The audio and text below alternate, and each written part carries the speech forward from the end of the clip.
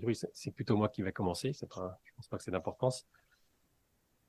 Donc, oui, je ne vois pas, c'était pas nécessaire que je me représente. Si. D'accord. Donc, Nicolas Fortin, moi, je suis paysan dans la Vienne, éleveur de bovins et de porcs, membre de la Confédération paysanne et enfin, secrétaire national de la Confédération paysanne. Donc, c'est à ce titre-là que je suis là. Voilà, donc, avant de parler directement de photovoltaïque, j'aurais reparlé, enfin, j'ai déjà un peu évoqué ce matin, mais ce qu'est le projet de la Confédération paysanne. Et pour nous, la Confédération paysanne, on a un projet agricole assez fort. Qu'est-ce qui est question autour de l'alimentation, de la qualité de l'alimentation, de la préservation de l'environnement, mais c'est aussi un modèle social. Et nous, on a défini ce qu'on appelle l'agriculture paysanne, et notre ambition, c'est 1 million de paysans. Voilà, donc 1 million de paysans, c'est pas si vieux que ça. Dans les années 90, c'est ce qu'on avait. Et j'étais assez choqué ce matin d'entendre quelqu'un à la tribune dire que ça serait un recul de qu'il y ait plus de paysans. Là, franchement, j'étais assez choqué par cette position. Je sais pas, ce qui voudrait dire que ça serait quelque part un. Enfin bon, moi, en tant que paysan, j'ai senti un peu ça comme. Non, non, non, il a dit que ça sera un recul s'il y avait plus de paysans. Moi, je l'ai compris comme ça en tout cas. Et quelque part, nous, notre projet, on nous dit que c'est une agriculture, elle ne sera pas sans paysans, avec des paysans nombreux sur le territoire. Et, euh, et voilà, donc la préservation enfin, cette vision de l'agriculture, actuellement, on est toujours dans le sceptique génétique, numérique, robotique, qui serait la voie de l'agriculture, hein. C'est telle qu'elle est portée en ce moment par le gouvernement. Et on trouve que le photovoltaïque, d'ailleurs, rentre un peu là-dedans. Vraiment, c'est pas du tout notre vision. Et notre vision, c'est de dire que l'agriculture, il faut qu'elle soit diverse et présente sur tout le territoire avec beaucoup de paysans.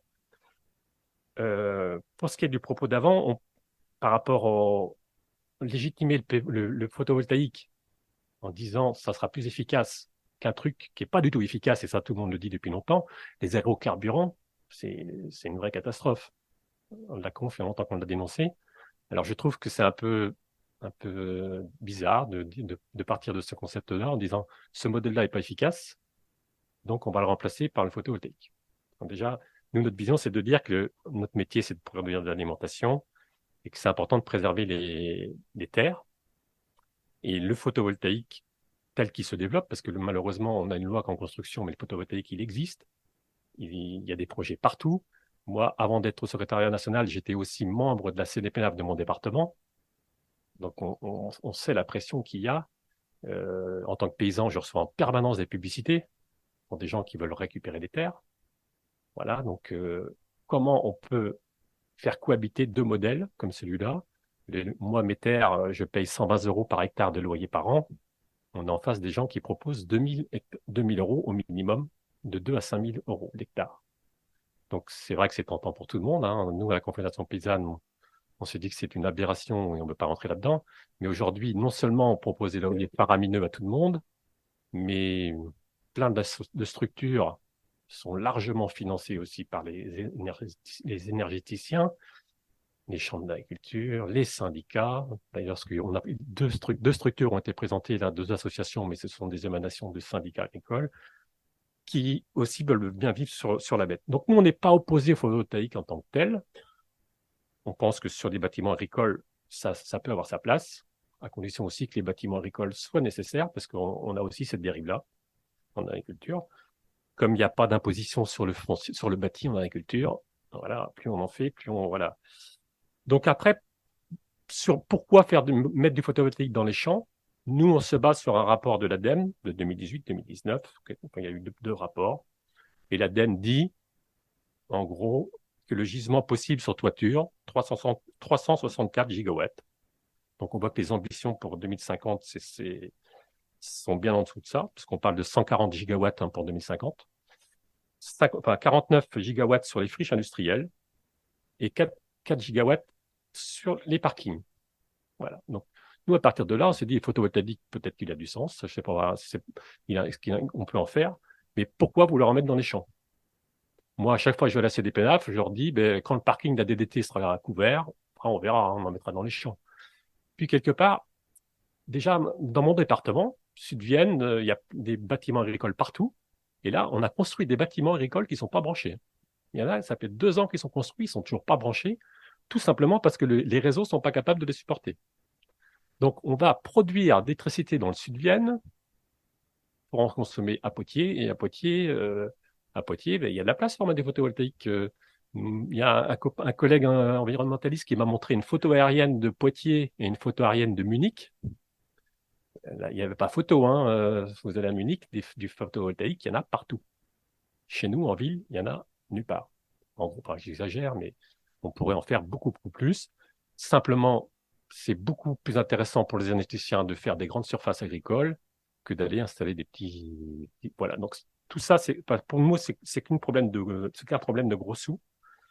Donc, quel est l'intérêt enfin, d'aller en mettre sur les terres agricoles? Voilà la question. Alors, en plus, la notion d'agri-photovoltaïque, ça a bien été dit, quelle que soit la surface, enfin, la quantité de photovoltaïque qu'on mette, il y a un impact sur les cultures. Ça, c'est évident. Donc, si on en met moins, si on met que 20% de photovoltaïque, il va falloir en faire plus grand. Après, on nous parle de systèmes modulables qu'on pourrait moduler les panneaux en fonction pour préserver les rendements. Donc, vu l'investissement qu'il va y avoir sur le photovoltaïque, vous pensez que le rendement de la culture, c'est ce qui va être prioritaire? J'ai du mal à y croire, hein. Il y a des tels enjeux financiers. Voilà. Donc, après, nous, ce qui nous choque énormément en tant que paysans, c'est qu'on est attaché à notre indépendance et notre situation de paysan et d'être maître de ce qu'on fait sur notre ferme. Déjà, quand vous construisez un bâtiment photovoltaïque, que c'est un investisseur qui vous fait un bail emphytéotique, vous vous retrouvez avec un bâtiment chez vous qui n'est plus à vous. Le terrain n'est plus à vous pendant 30 ans. Vous devenez quelque part dépendant, vous voulez transmettre votre ferme. Enfin, il y a tous ces enjeux-là qui sont derrière. Alors, quand c'est sur des terres agricoles, c'est encore bien pire. Voilà, que quelqu'un qui va mettre du photovoltaïque pour faire tel type de culture, demain il va changer. Non, il ne peut plus changer. Donc, il y a un impact énorme. Autre gros problème, c'est actuellement, on valide dans CDPLAB des projets agrivoltaïques, hein, avec des couvertures du sol à 60%, voire plus, hein, 70%. Et c'est toujours l'alibi des éleveurs de moutons, quoi. Donc, on a même des céréaliers qui vont devenir éleveurs de moutons. Et ce qui est assez surprenant aussi, c'est que les mêmes paysans qui ont tout arraché, les haies, les arbres, aujourd'hui veulent faire de l'ombre. C'est assez bizarre, déjà dans la démarche, je trouve. Donc, et nous, on dit, et je dis à M. Duprat, qui est en plus un spécialiste de l'agroforesterie, nous, on dit, ben, l'agroforesterie, elle est bien supérieure au photovoltaïque. Si on a besoin d'ombre, il nous semble, nous, et en termes d'évolution du climat, oui, enfin, sur bon nombre d'éléments, pour nous, aujourd'hui, l'agroforesterie, les haies sont bien supérieures au photovoltaïque. Voilà, donc la question de fond, c'est ben, est-ce qu'il y a besoin d'en mettre dans les champs? Ça, c'est pour nous, donc nous, on pense que non.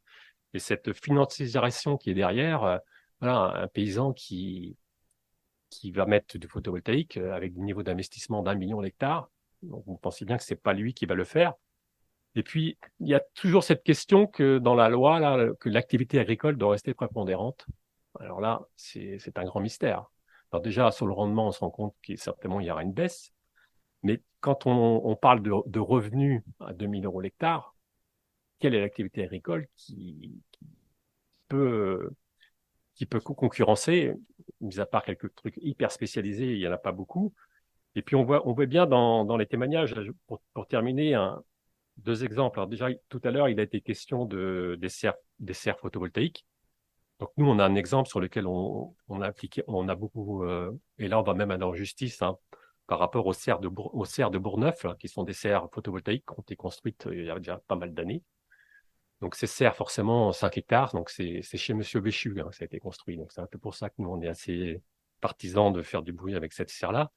Donc c'était pour y produire des fraises. Donc il y a d'abord l'investisseur qui a monté les serres, et ensuite un producteur qui devait produire des fraises.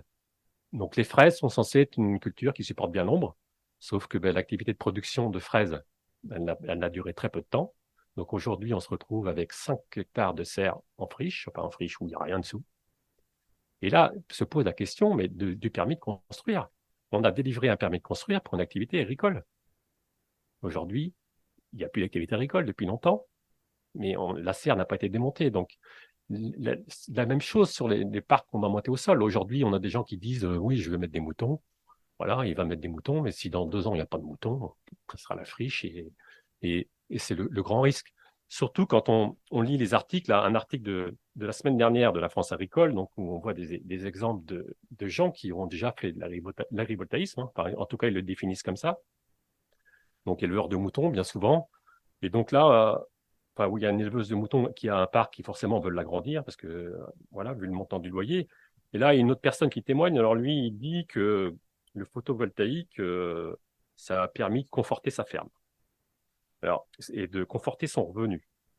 Et donc, son revenu, il annonce un revenu, je cherche même les chiffres pour pas dire de bêtises.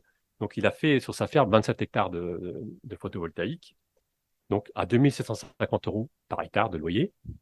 Et il vient dire que ça va conforter son revenu. Donc, moi, j'ai fait le calcul. Je suis un bon paysan, je sais à peu près calculer. Ça, on a l'habitude de le faire ça. Donc, 74 000 € de revenus par an. Donc, 6 000 € par mois hein, qui touchent de loyer.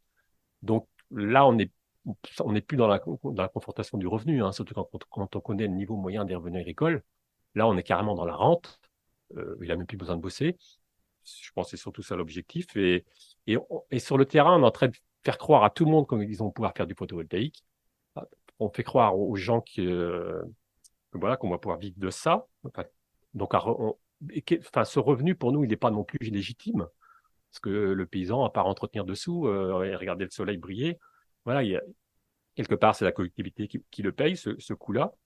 Et puis, oui, on a des gens, pas des prospecteurs qui sont prêts à tout pour être bien vus sur le terrain. Et on arrose de l'argent partout. Moi, le porte-parole de la Vienne, son voisin a un projet photovoltaïque. Comme lui, il lui a dit qu'il trouvait franchement que c'était nul son truc. Donc, ils sont venus proposer de l'argent à la CUMA. Donc, lui, il est président de la CUMA, il est sociétaire. Et, enfin, voilà, donc, quelque part, ça crée un climat sur le terrain qui est délétère entre paysans. Donc, il y a ceux qui auront leur parc et ceux qui ne l'auront pas.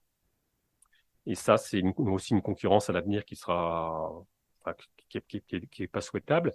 Il y a cette concurrence sur le foncier, hein, donc aujourd'hui des propriétaires qui arrivent en fin de bail, donc vont récupérer leur ferme pour vouloir faire ces projets-là.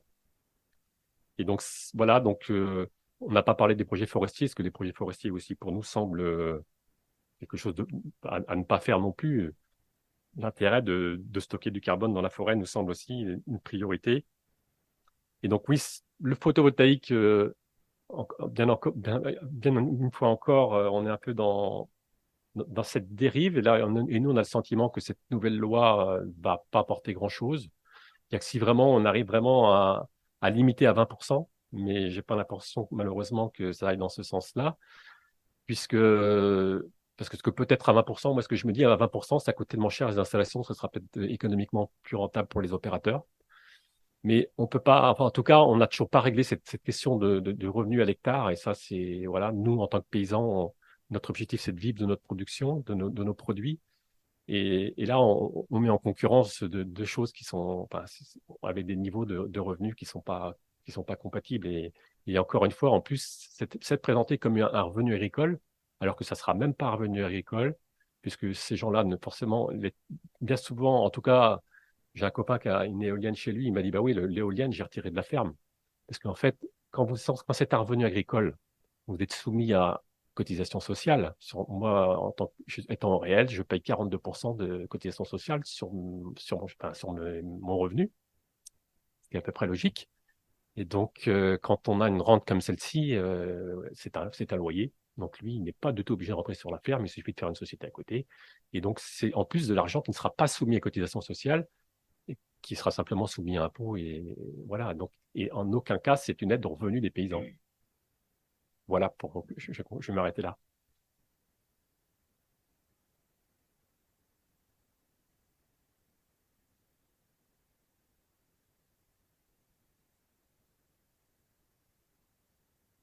Ok. Bonjour à toutes et tous. Bon.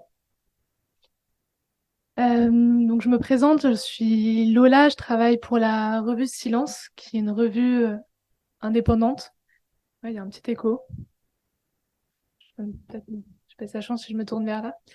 C'est une revue indépendante qui existe depuis 40 ans, plus de 40 ans maintenant, qui parle d'écologie, voilà, qui informe sur les alternatives et les luttes autour de l'écologie.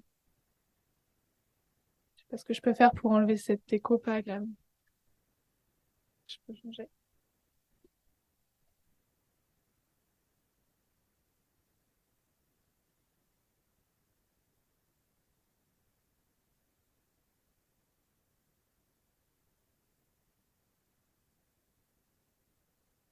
Est-ce que c'est mieux? Ça a l'air mieux.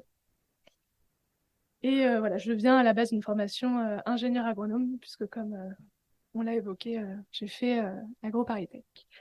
Vous pouvez vous demander qu'est-ce que je fais ici, c'est que Silence a publié au mois de septembre un dossier sur critique de cette notion d'agrivoltaïsme qui a été publié en septembre dernier et que vous pouvez retrouver sur la table de presse à côté, et que j'ai coordonné. D'abord, je voulais revenir un peu sur ce contexte euh, qui est assez récent, là, ce déploiement de panneaux photovoltaïques sur les terres agricoles. Ça fait 2 ans que ça se concrétise en France. J'ai interrogé dans le cadre du dossier plusieurs personnes qui ont travaillé, notamment dans des boîtes développement de ce genre de projet, qui me disaient que c'était assez net ce tournant qui a eu lieu dans les années 2021, où jusqu'à présent, enfin, jusqu'alors, les industriels, les développeurs d'énergie renouvelable et de photovoltaïque se tournaient sur des terres déjà artificialisées. Christian Duprat les a évoqués, donc tout ce qui est friche industrielle, parking, toiture, il y en a beaucoup. Mais ils ont commencé à s'intéresser aux terres agricoles qui possèdent de nombreux avantages aux yeux de développeurs, puisque ce sont des surfaces beaucoup plus grandes, relativement planes, contrairement à des carrières et beaucoup moins contraignantes, que ça soit bah, voilà, topographiquement ou d'un point de vue administratif. Et ça permet de faire un seul gros projet au lieu d'en faire plein de petits.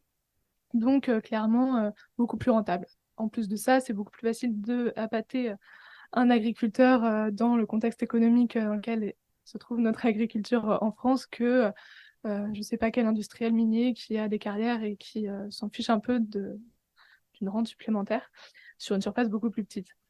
Donc ça, c'est le contexte. Et vu qu'on est à l'INRAE, ça m'intéressait aussi d'intervenir ici, puisqu'il se trouve que l'enseignement supérieur à la recherche, et notamment l'INRAE, comme l'évoquait aussi l'intervenant avant moi, m'a beaucoup contribué à développer ces technologies de photovoltaïque sur terre agricole et à légitimer ce concept en laissant d'agrivoltaïsme que l'on peut voilà, critiquer.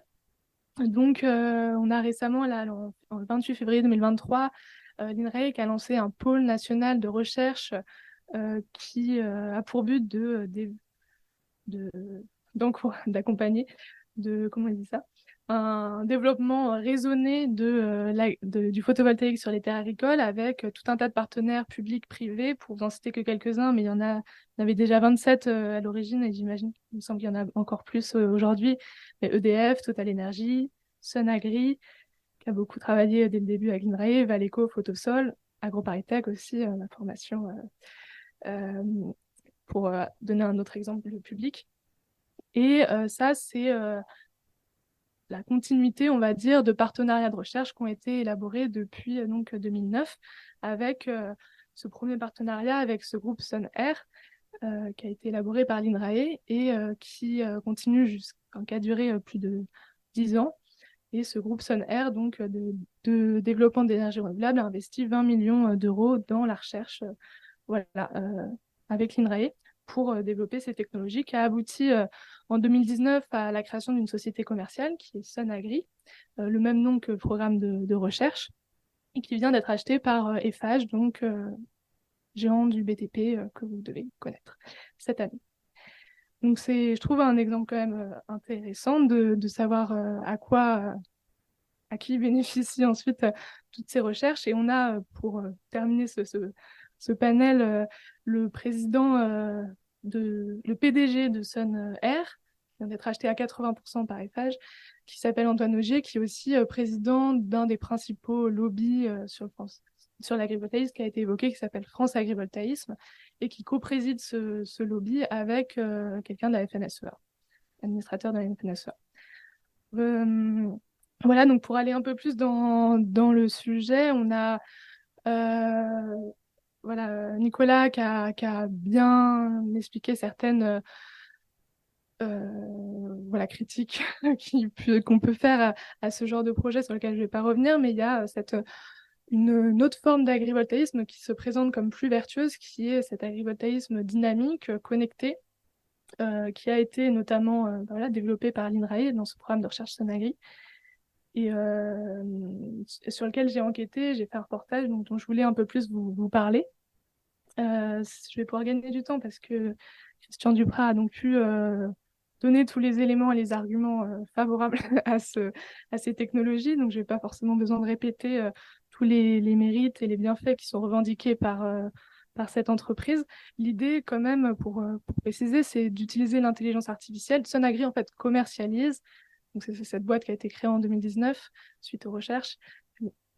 Commercialise un programme d'intelligence artificielle qui va piloter les panneaux en fonction de l'ensoleillement, de la croissance de la plante, soi-disant pour mieux servir ses besoins. Et, et une autre des spécificités, c'est que voilà, ça ne va pas proposer de loyer aux agriculteurs, ça va plutôt mettre en avant le fait qu'elle va financer des équipements. Typiquement, moi, j'étais donc allée visiter un projet installé à Dardilly, près de Lyon, dans un lycée horticole. Et c'était donc aussi sur des cultures de fraisiers ou de framboisiers. Ils financent les filets de protection contre la grêle ou contre des insectes en échange en échange de produire de l'électricité sur ces terres. Quand j'avais donc interrogé et l'autre modèle qui est promu, c'est que du coup, voilà, il n'y a pas de location, mais que les agriculteurs rentrent au capital, prennent une part en gros dans la centrale photovoltaïque. Et comme ça, ils pourront se toucher les dividendes une fois que c'est rentabilisé. Donc au bout de 15 ans, par exemple, toucher les dividendes. Quand on sait le coût de ces installations, hein, Cécile Maglierini, qui était la déléguée générale, me parlait d'1 million d'euros par hectare pour implanter ces technologies d'ombrières, de panneaux dynamiques et connectés. Voilà, on imagine bien qu'il faut avoir soit beaucoup de sous ou alors s'endetter et que ça maintient un certain système qui aujourd'hui a mis à mal, enfin, met à mal beaucoup de paysans et paysannes. Et alors, il y a beaucoup voilà, de bienfaits agronomiques qui sont revendiqués par cette entreprise Sonagri.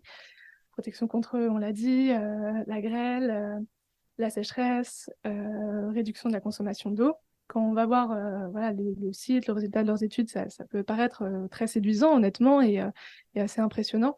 Ce qui est beaucoup moins dit, c'est l'effet sur le rendement. Et là, pour le coup, on a voilà, euh, une démonstration. Enfin, en effet, on peut pas nier que faire de l'ombre sur des cultures, ça va forcément impacter le rendement. Alors, forcément, si on fait moins d'ombre, ça impacte un petit peu moins. Mais du coup, ça c'est beaucoup moins affiché, mais quand j'ai interrogé Cécile Maglierini, elle reconnaissait qu'en effet, il n'y a pas d'augmentation du rendement, c'est pas magique. Donc au mieux, ils ont réussi à ne pas faire baisser le rendement, mais que concrètement, dans les projets, il y a toujours une baisse de 5 à 10% du rendement, et sans parler des zones qui sont plus cultivées parce que pistes, tout ce qu'on a évoqué. Ça aussi, c'est souvent passé sous silence et on a tendance à l'oublier.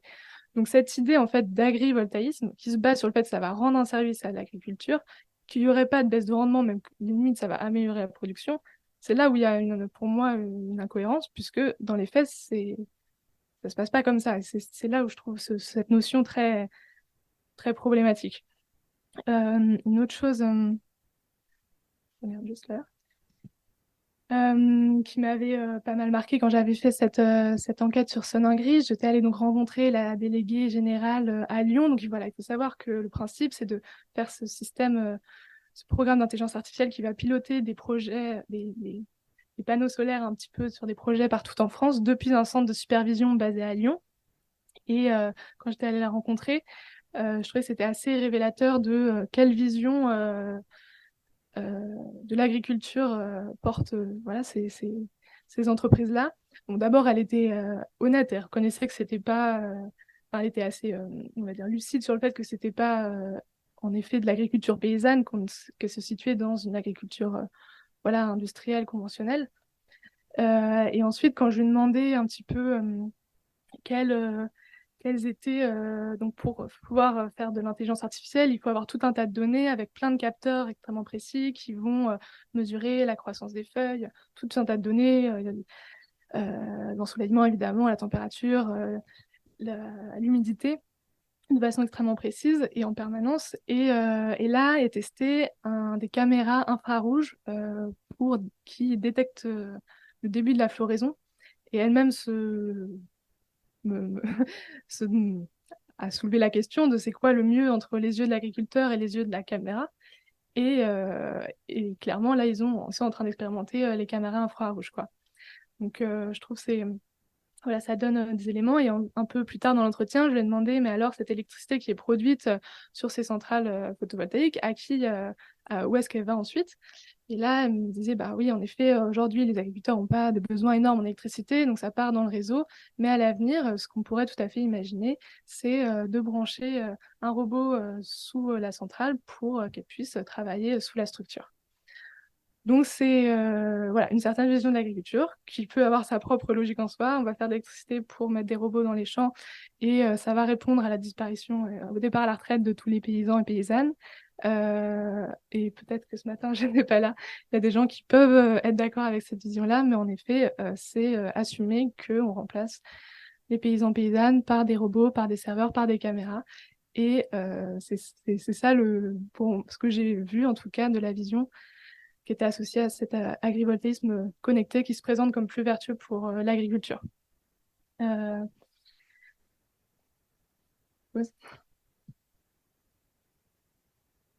J'avais quelques autres éléments si je peux en rajouter.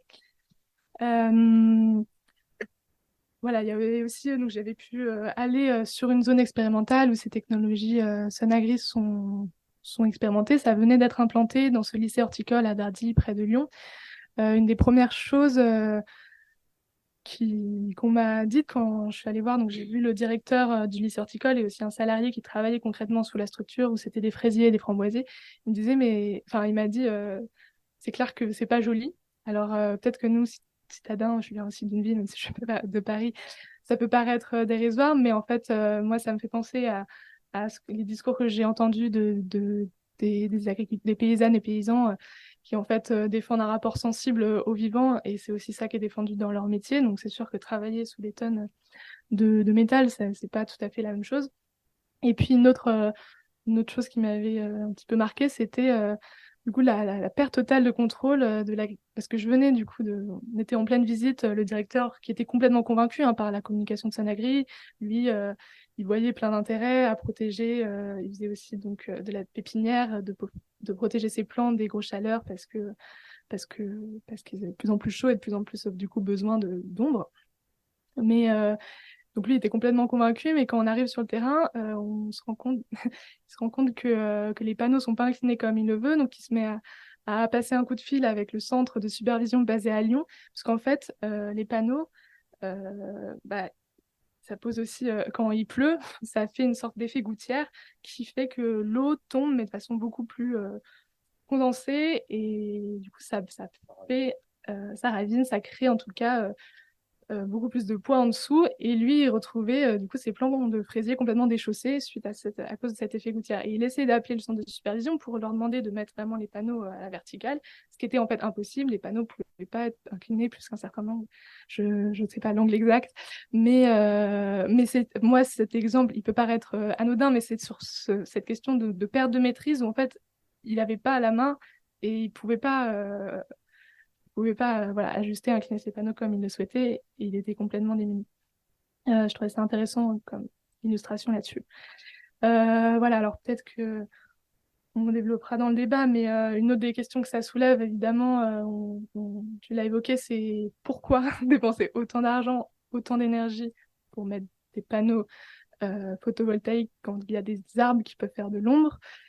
J'imagine, si vous êtes à l'INRAE, que vous connaissez bien les intérêts des arbres, et je serais justement, j'imagine que Christian Dupraz, vous les connaissez aussi très bien en tant qu'agroforestier, mais, euh, mais voilà, il n'y a pas que les panneaux qui peuvent faire de l'ombre, et un des intérêts de l'arbre, c'est aussi que ça, avec l'évaporation, ça recrée des nuages, Et ça, les panneaux ne peuvent pas le faire, sans parler du stockage du carbone dans le sol et de la biodiversité, de tous les intérêts du pompage de l'eau grâce aux racines.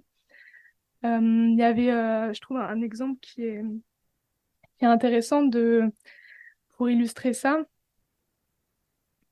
En fait, c'est pour, voilà, les panneaux, ça cherche pas à recréer la fertilité dans les sols, ça cherche pas à accueillir l'eau dans les sols pour créer une réelle adaptation au changement climatique. C'est une solution technologique qui va faire une sorte de pansement sur un modèle agricole qui est face à des limites, là, en termes notamment de résistance à la sécheresse.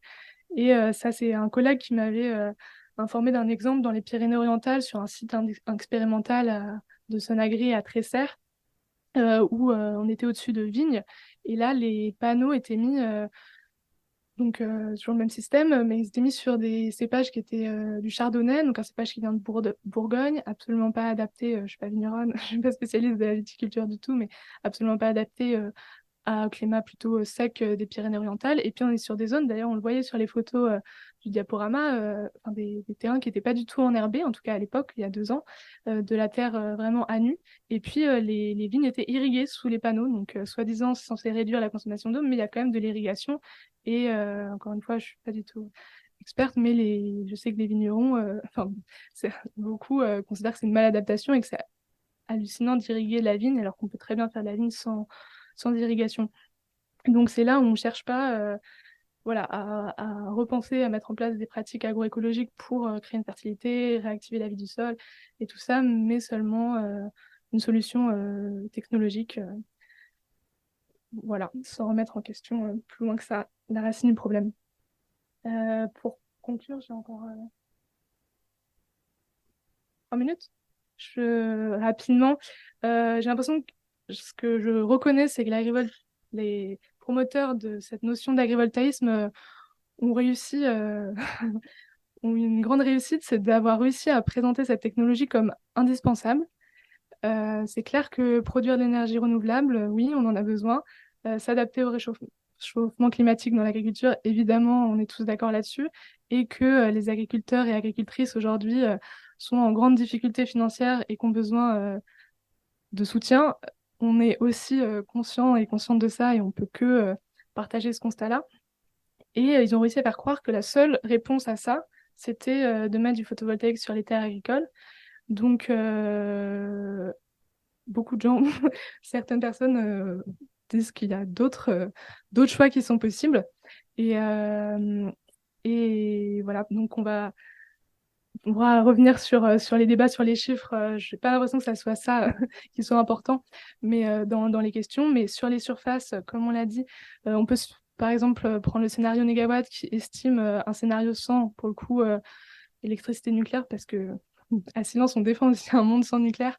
Mais il imagine une surface de panneaux qu'on pourrait très bien mettre d'après les estimations de la DME sur des terres déjà artificialisées.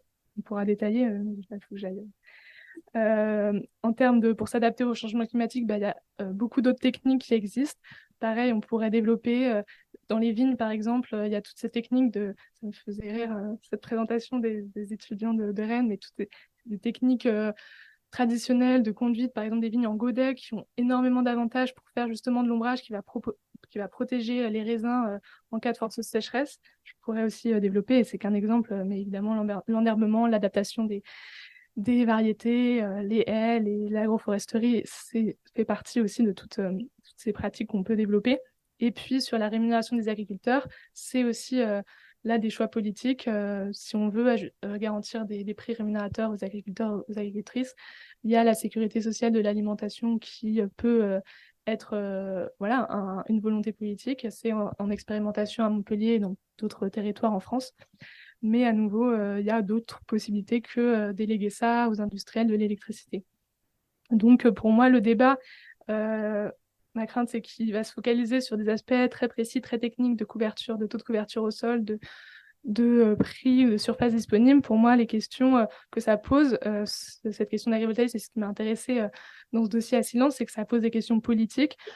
Quel est le rôle d'un agriculteur? Est-ce que c'est de produire de l'électricité pour des gens de la ville ou est-ce que c'est de nourrir les gens autour de lui? Est-ce qu'on veut continuer d'artificialiser nos terres ou est-ce qu'on considère que peut-être qu'on les a trop artificialisées et que à un moment on prend le temps de réfléchir à ce qu'on veut, ce qu'on veut faire et comment remettre de la fertilité dans les sols et comment on veut permettre aux agriculteurs et aux agricultrices de vivre dignement de leur travail. Et là, c'est encore des choix politiques. Merci. Et on pourra développer tout ça dans les questions.